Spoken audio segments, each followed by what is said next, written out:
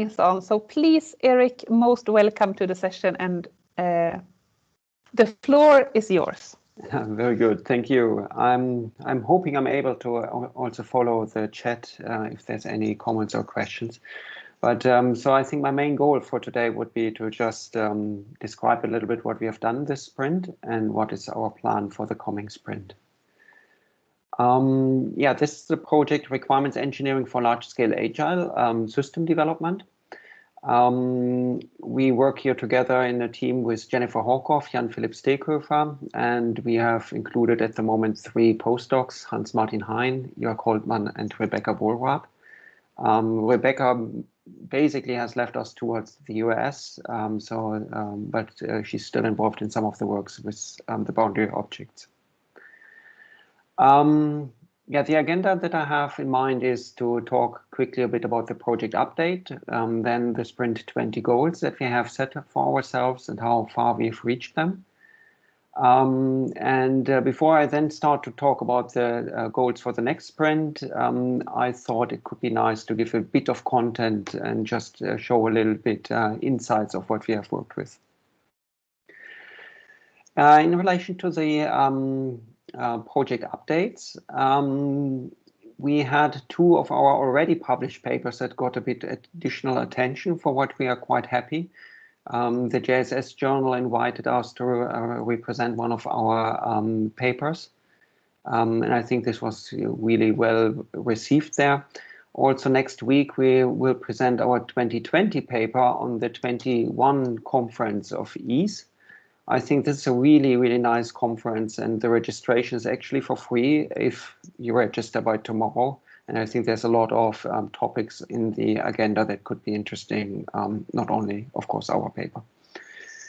We are currently working on our papers on collaborative traceability. So this is an ongoing topic.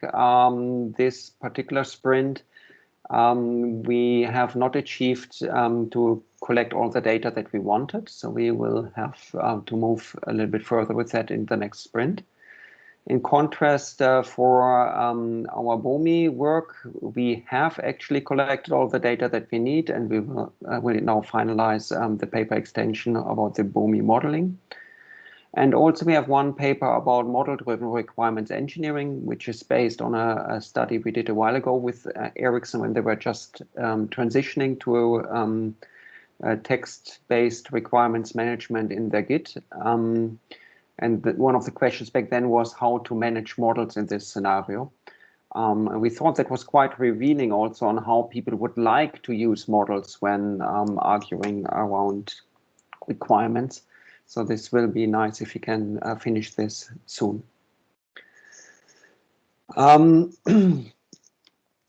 Apart from these quick updates, the Sprint 20 goals, I put them into relation of our overall project mission. Our goal is to accelerate large-scale Agile system development by improving the management of requirements and related knowledge. And we have a short while ago aligned on these 3 goals as something that long-term will drive us. The first one is to establish coordination mechanisms that are based on requirements, and our work on methodological islands and boundary objects is the key concept here. The second goal is to facilitate traceability in large-scale Agile system development. And there we have collaborative traceability theories and also practices. But we have also worked on the construction of traceability information models that basically support Agile work. And then our third goal is to relate anything that we find to the particular context of the case companies and see in which context things work and in which they don't.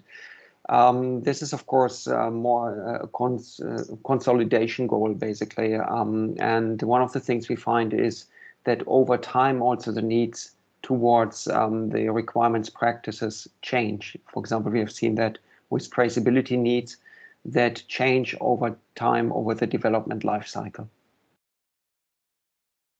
For the Sprint 20, our goals were to refine the prescriptive BOMI guidelines and also to refine the process and the model to apply the BOMI theory. And the second goal was to relate our learnings on traceability information models and on BOMI to the theory of collaborative traceability. So basically trying to bring all the floating bits and pieces of this project a bit more together. And then the third one was to consolidate the challenges and practices in relation to the case context. So that's perhaps this ongoing activity that we always do. The deliverables that we promised is, on the one hand, a progress report towards our BOMI theory. And here we have achieved an update to the meta model. We have refined the application areas and the benefit that a BOMI workshop might give to a company. And also we have achieved to demonstrate with an open source tool a bit more on how this can be beneficial. Secondly, we promised a progress report on collaborative traceability practices and guidelines. And here we did very good progress, in my view, on understanding the interplay of our BOMI and collaborative traceability theories and to identify basically trace-link governance and collaborative maintaining of traceability information as an important topic to look into in the near future.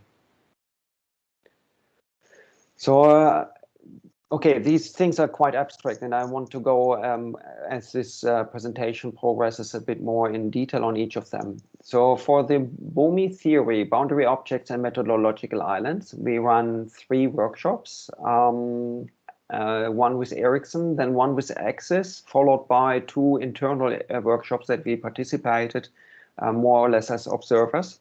And then also we did an internal workshop on the TReqs open source tool and the boundary objects that we maintain with that. What we found is basically a number of changes that we can do to the meta model. For example, to describe the purpose for each role, to clarify a little bit islands and teams, how they relate, to make it overall easier to fill in the different attributes, and also to focus on different aspects that provide value to the users. The notation we have played around with quite a bit and trying to find a better way of representing these basically graphical maps that we create. So far we stick to UML models, but there is some good ideas for certain purposes to find more lightweight visualization of the BOMI maps. And it was quite interesting to see how the different case studies that we have performed also had quite different goals. Sometimes it was more about analyzing existing boundary objects, whereas other companies really had a certain issue in mind and wanted to improve the knowledge management around those particular aspects. For example, changes to an API and the likes. When it comes to traceability, we have discussed a lot on how BOMI and collaborative traceability relate. So our BOMI idea basically is that we have teams that want to be autonomous, and we have boundary objects that help them to coordinate across boundaries. And in that sense, it seems quite related to traceability, where we would like to have a trace link from an artifact that one team is governing to an artifact that another team is governing, so that we can have change propagation and also make ourselves aware that something needs to be considered. However, when we looked into more detail, it's really that both topics are quite complementary. With the BOMI theory, we can discuss much more with people who look into agile ways of working and argue around what is actually the absolute necessary documentation, how can it be maintained, and so on. Whereas with traceability, we can have a more strict knowledge network and system and support that. However, there's good touch points, and one of them is to understand how trace link quality can be maintained. We played around with a few thoughts here, whether we could, for example, also look into the traceability information model as a boundary object, or if it should be the set of all trace links. But one of them was deemed as a little bit too static and the other as too large. So we think we should look into subsets of certain trace links. And these should probably be, if you look into these different categories of links that we look into, we are probably in the higher levels where we are really interested. So across certain boundaries, how will the trace link quality be maintained?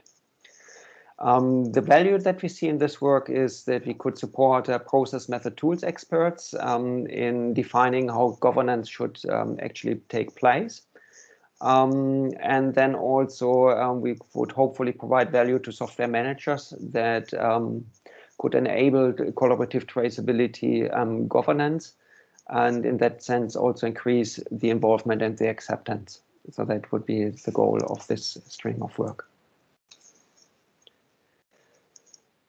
So these were the updates from the project this sprint. That means in the larger picture, our key contribution so far is still this catalog of challenges that we presented in previous years as well, and that still gives us a good foundation to understand where we should focus on.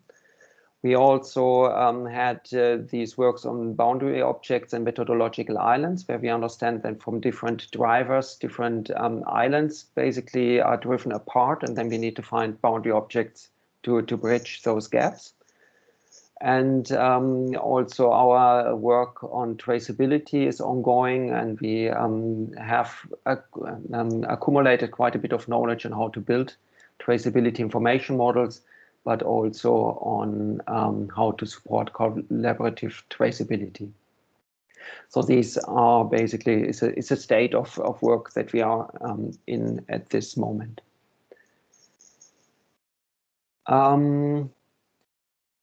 Since we have noticed that, of course, both the BOMI theory and also the theory of collaborative traceability can be quite abstract. One of the things I would like to try out today, and I'm really curious about your feedback on that, to be a little bit more concrete with examples and see if we can demonstrate it slightly in a better way. And what I especially would like to present is our works on TReqs. TReqs stands for textual requirements. And it is an idea that basically was brought to our Software Center project from Ericsson and from Philipp Lange in particular, where basically Philipp presented this as a reaction to some of the challenges that we have found. For example, that Agile teams do not have edit access to requirements databases, or that it is very hard for the teams to synchronize around requirements. And one of the ideas here is to maintain textual requirements in the version control system just next to the code and the tests, so that basically even through a certain commit or merge request, all these things can be combined. We have in the past years derived some of these key ideas into an open source project, just so that we can have something that's a bit independent from a particular company and that allows us to showcase these ideas to different companies. And we notice that there's a growing interest in the companies surrounding us in managing knowledge such as these requirements in Git repositories, so that we hope that this can become a hub to exchange best practices. So basically, what is the key idea here is to have an open source command line interface and a bunch of conventions that allow to manage requirements in Git. And you can see basically the project on GitLab, and it is also using itself to maintain its requirements. So it's a bit of a its own demonstrator. Of course, it's not enough to have a tool. Of course, we still need the strategies for doing requirements engineering. But we feel in the scope of this project, our BOMI workshops and also our traceability theory are basically providing these conceptual work.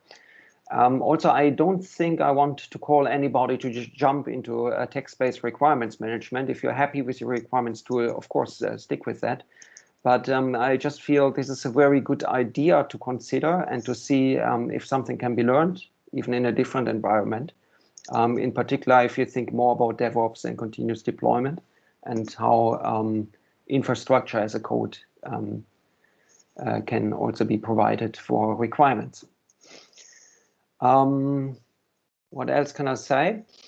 Yeah, so I would like to go through a very easy example, and this is basically inspired by one of these early Agile Qatars on how also I have trained numerous students on how to do test-first development.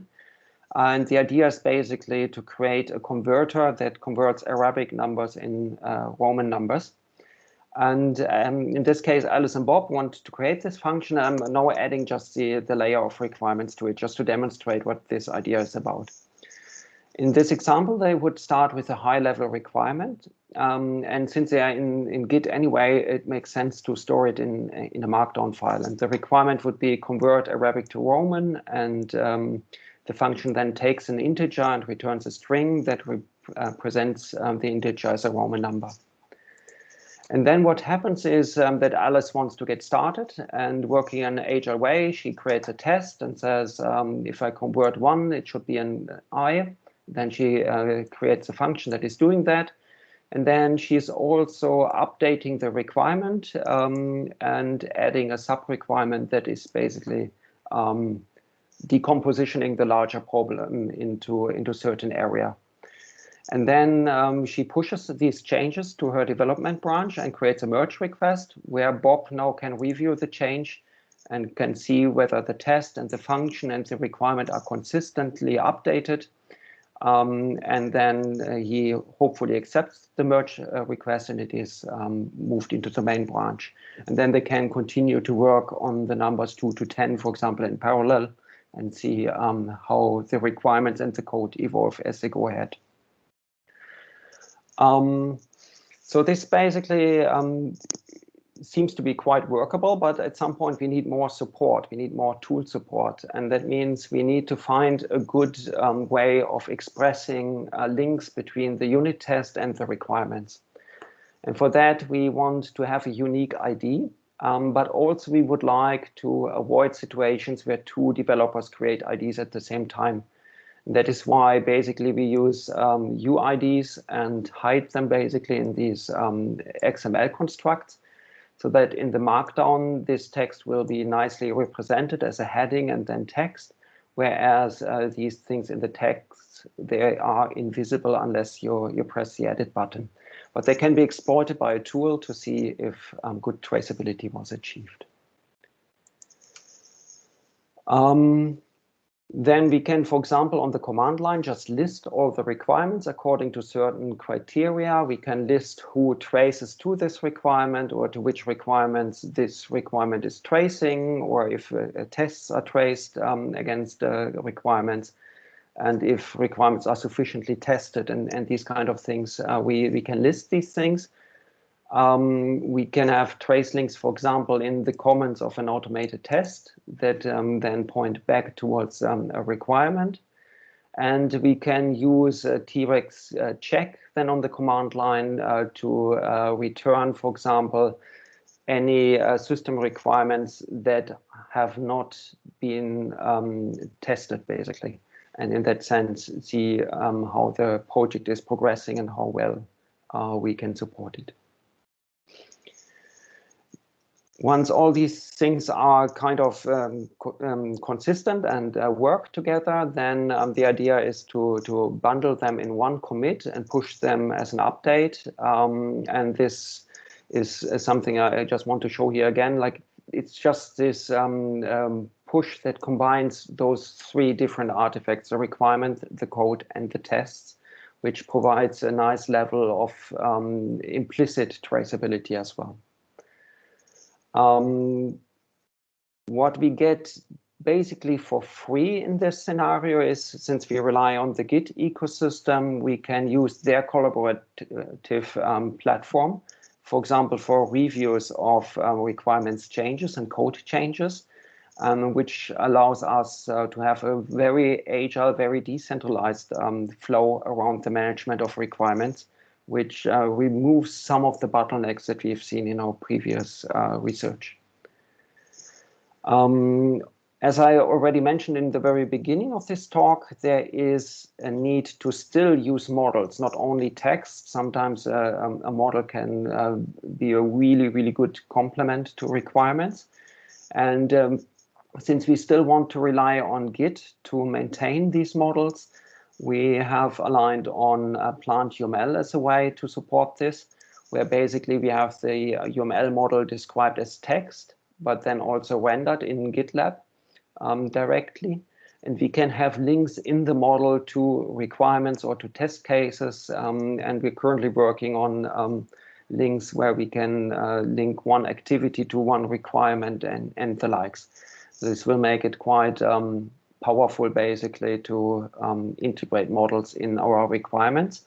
But it will also affect the way on how we work with models. It's probably a good idea to stick to small models that do very well to explain a certain area instead of very large mega models that express the full system. So that is basically the idea of TReqs. And what we've done now is we have applied our theory to TReqs in an attempt to see if we can sharpen the vision of this tool and also if we can learn something about our theory. The boundary objects that we have looked into are system requirements. And that's perhaps even the key boundary object here. These are requirements that are maintained over several sprints, and they describe how the system is reacting to stakeholder needs. In that sense, we also need a boundary object, which are the stakeholder requirements, or something that actually would be an epic or a user story, perhaps.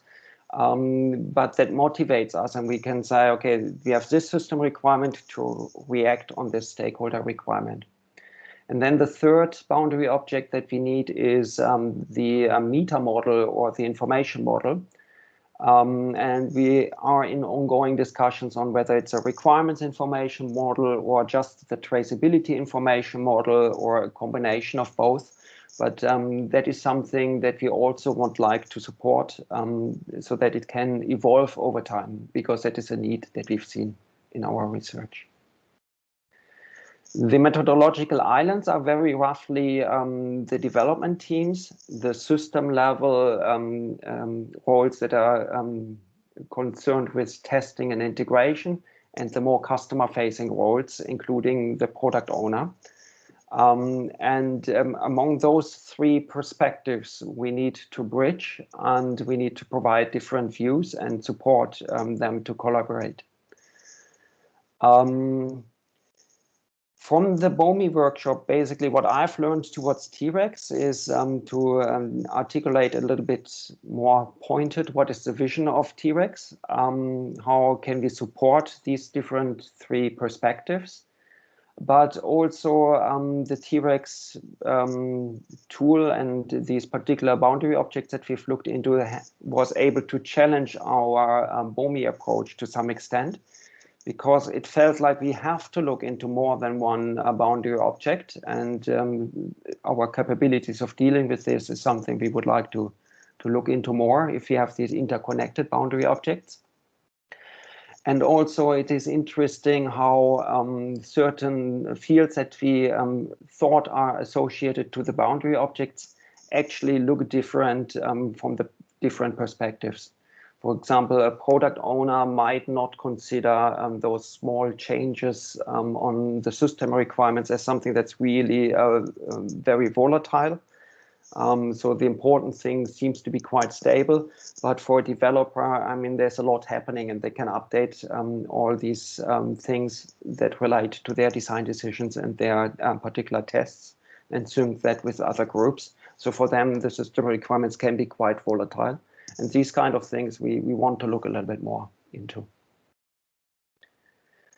We also looked at TReqs from the perspective of collaborative traceability, and I put here a link where, and I'm very happy to share the slides where you can look a little bit deeper in our analysis. But in summary, the ability of TReqs to automatically check the requirements is very central to support collaborative traceability. It provides guidance to developers about what is just enough traceability. And it also enables continuous trace link maintenance.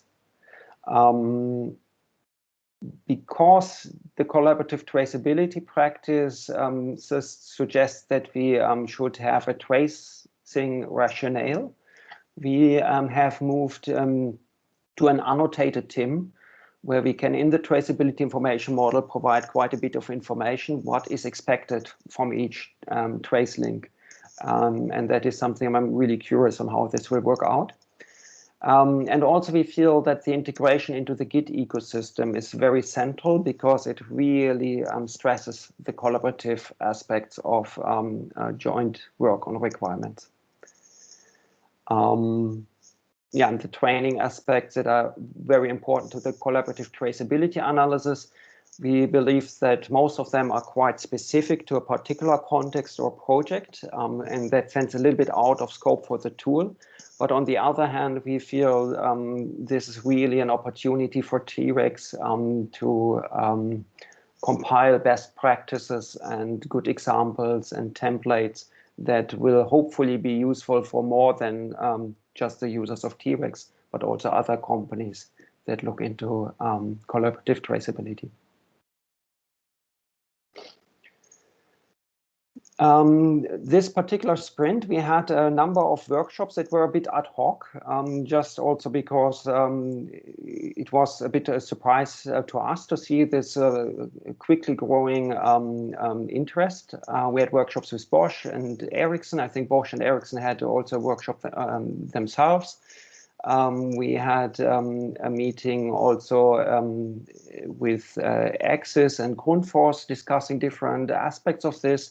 So there's a lot of interest, and in parallel I had a workshop at SenseAct and also saw that they are interested in these textual requirements in the version control system.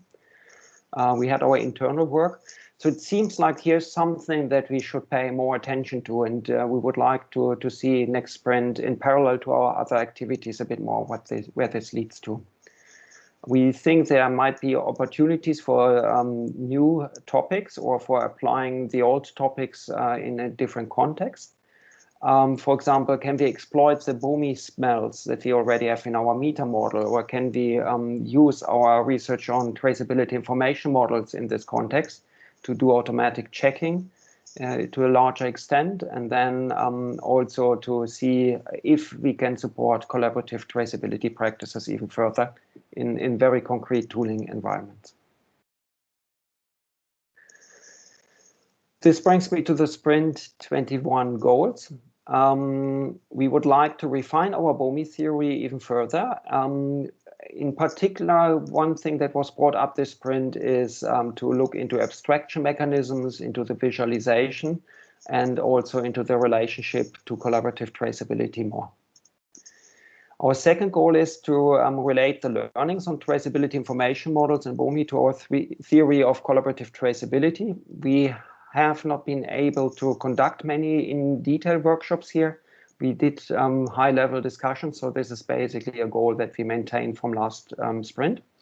And also the third goal, to consolidate the challenges, is practically unchanged, but it's valuable for us to keep it in our agenda. So these are the things we would like to work on, and our rough time plan is to start in August with a kickoff, then have individual company workshops. We have big hopes to run a workshop with Bosch, with Grundfos, and with Volvo Trucks on the different topics that contribute to our sprint goals. We will have a cross-company workshop on textual requirements in Git with the interested parties, perhaps even beyond the software center, just so that we can get a little bit of momentum going on here. And we will also have an internal cross-company workshop that relates to our particular sprint goals to update and discuss the sprint results. And then November, December, we assume there will be results, and then again, presentations on the reporting workshop, for example. And with that, basically, I'm at the end of my presentation. We have a couple of references just for your convenience. I think there's links to the open access papers also, but I think I'll leave this slide on with our concrete plans. And I hope you have comments or questions.